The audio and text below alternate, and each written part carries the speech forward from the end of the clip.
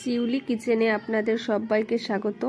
আজকে আমি ডিম দিয়ে আলুর একটা রেসিপি আপনাদের সাথে শেয়ার করব।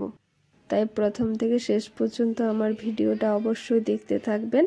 আমার চ্যানেলে নতুন বন্ধু যারা আমার ভিডিও দেখছেন তারা আমার চ্যানেলটিকে সাবস্ক্রাইব করুন আগামী ভিডিওগুলো পাওয়ার জন্য।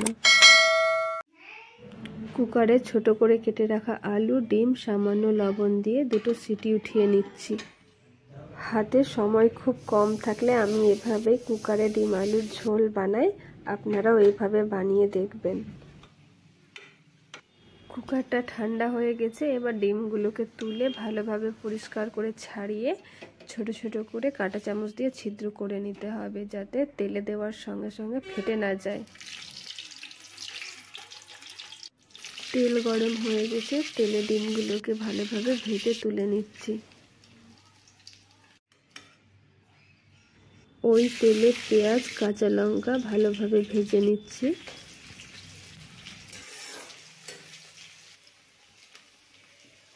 পেঁয়াজ ভাজা আমার হয়ে গেছে, এবার কেটে রাখা আমি টমেটো দিয়ে দিচ্ছি।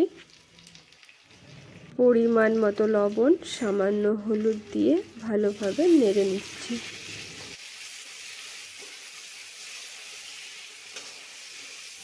সাথে দিয়ে দিচ্ছি জিরে ও ধনে গুঁড়ো, আদা রসুন বাটা।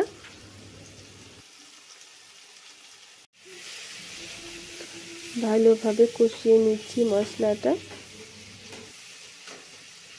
দিয়ে দিচ্ছি লঙ্কা গুঁড়ো,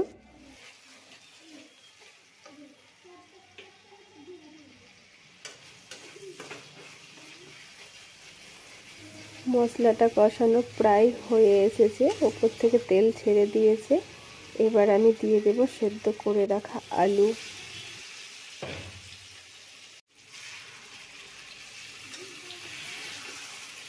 মশলাটা ভালোভাবে আলুর সঙ্গে কষিয়ে নিচ্ছি।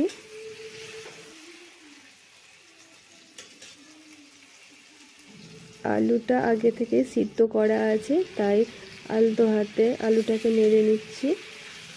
জোরে নাড়লে আলুটা ভেঙে যাবে।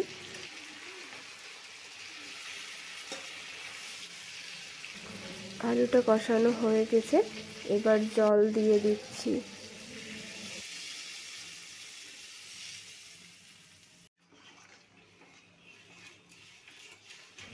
এবার ওপর থেকে ডিমগুলোকে দিয়ে দিচ্ছি।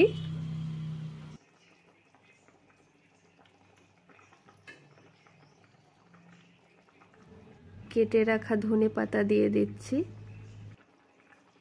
হাঁসের ডিম আলু দিয়ে এইভাবে রান্না করে খেতে খুব ভালো লাগে। আপনারাও এইভাবে রান্না করে খাবেন, দেখবেন খুব ভালো লাগবে।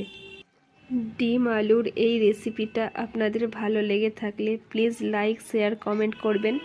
যদি আমার চ্যানেলে নতুন হয়ে থাকেন অবশ্যই চ্যানেলটিকে সাবস্ক্রাইব করে পাশে থাকা বেল আইকনটি প্রেস করে দেবেন। আপনারা ভালো থাকবেন, সুস্থ থাকবেন। পুরো ভিডিওটা দেখার জন্য ধন্যবাদ।